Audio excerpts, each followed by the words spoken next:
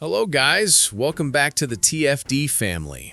You're rocking with Alvo today because Cordy isn't feeling well. As you all know, she handles a lot of the WNBA content around here, so we're wishing her nothing but the best and hoping she's back soon. But for today, you're with your boy Alvo, so let's get into it. We've got a few important things to go over in this video. 1. Caitlin Clark officially being recognized as the face of basketball. 2. Chelsea Gray coming out and saying she wants to add something to her bag from Caitlin Clark. And 3. What all of this really says about the WNBA, the missed opportunities in the bigger picture from a business standpoint. I want to start the video right here with a shout out to PSA Cards because this information is wild. They looked up the most popular player in each major sport: baseball, football, and basketball.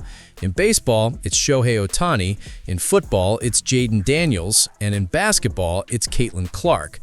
Now, let's slow this down for a second because this is where things get really interesting. In baseball, there's no professional softball league at that level yet. I've heard there might be something coming down the line, but as of right now, it's all men. Football is also all men. There's no competing women's pro league pulling attention in that same space. But basketball is different. Basketball has men and women, the NBA and the WNBA. And when PSA put together the basketball popularity graph, you didn't just see women on there. You saw everybody. Caitlin Clark, Cooper Flagg, Victor Wembanyama, LeBron James, Shai, Gilgeous Alexander, some of the biggest names in the sport. And Caitlin Clark is at the top. That's the part that really makes your head spin. Because let's be real, the men's basketball league is flourishing. The NBA has global reach, massive TV deals, and way more viewers than the WNBA right now. That's just a fact. And yet, in the middle of all that, you have Caitlin Clark dominating the popularity map. Fam, this is crazy work. This is asinine.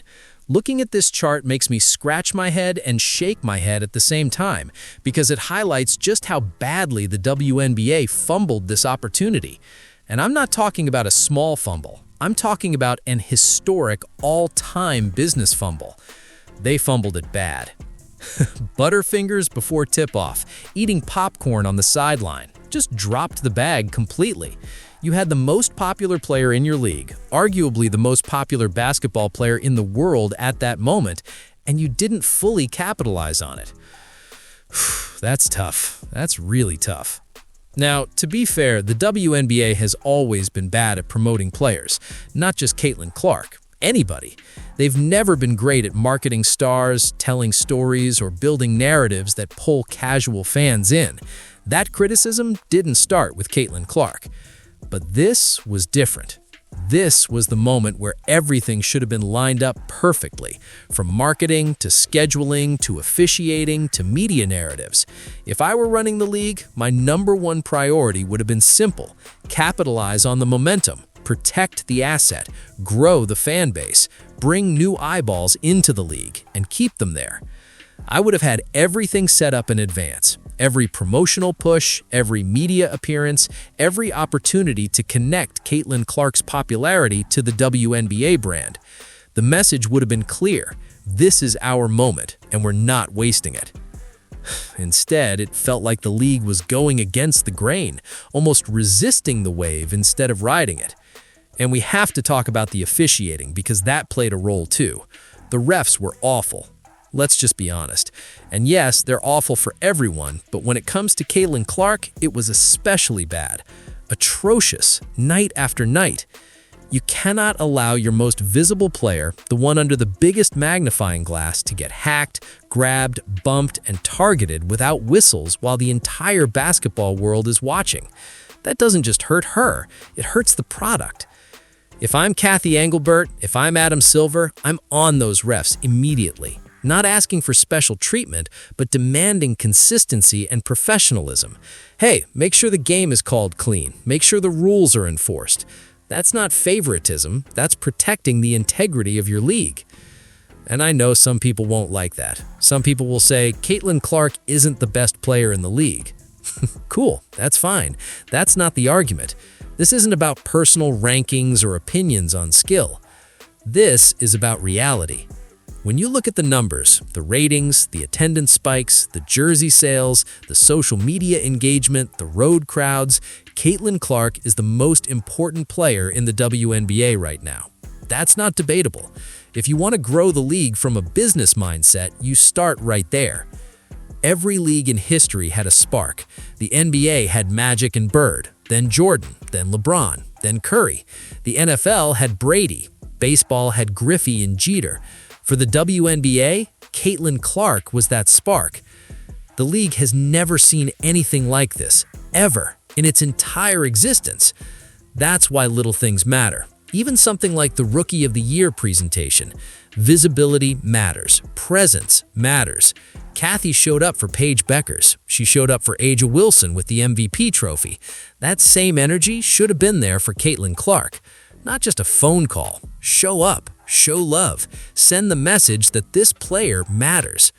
Because perception matters. This fumble was bigger than Cam Newton not diving on the ball in the Super Bowl. This was an all-time miss. And the crazy part is, the solution wasn't complicated. The #1 rule of business is simple. Follow the money. You go where the money is. And the money is where Caitlin Clark is. It was there. It's still there. The opportunity isn't completely gone yet, but the margin for error is razor thin now. The league cannot afford to keep making these mistakes. So yeah, maybe they didn't botch it all the way just yet. Maybe there's still time to course correct, but they better be extremely careful, because opportunities like this don't come around often. And when they do, you either build the league around them, or you look back years later wondering what could have been. Now, shout out to Ken Swift, because I saw this clip on his Twitter account. Chelsea Gray was talking about how she wants to add a little something from Caitlin Clark into her bag.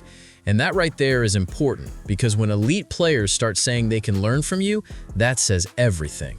This actually leads perfectly into the bigger conversation I want to have about Kelsey Mitchell and Aaliyah Boston, and the narrative that the Indiana Fever were somehow better without Caitlin Clark. They made that playoff run and reached the conference finals, and people ran with that idea. So let's listen to what Chelsea Gray had to say, because this sets the tone for all of it. Speaking of that young talent, besides some terminology and some slang and swag, like, what else do you think they can teach you? They can add to my bag. Honestly, there's some new things. Paige did a little like in and out and like hook layup in practice, and I was like, I'm gonna try that and I'm gonna add that to the bag. We talk about Caitlin's range and being able to do that off the dribble, so I want to get better off the dribble. So those are the few things.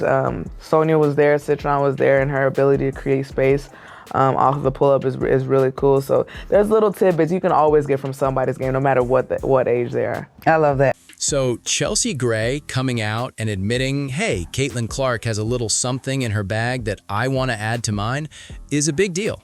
She specifically mentioned the coming off the dribble and shooting off the dribble. Now, Chelsea Gray is already elite at that, so maybe she's talking about the deep threes, the range, or the confidence Caitlin shoots with.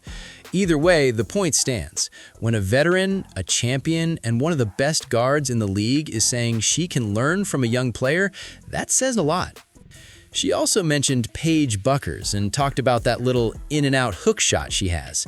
And to me, that's the real lesson here.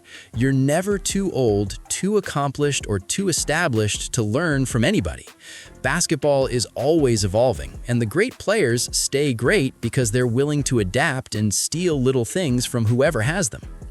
Now, this ties directly into a conversation I've been seeing online.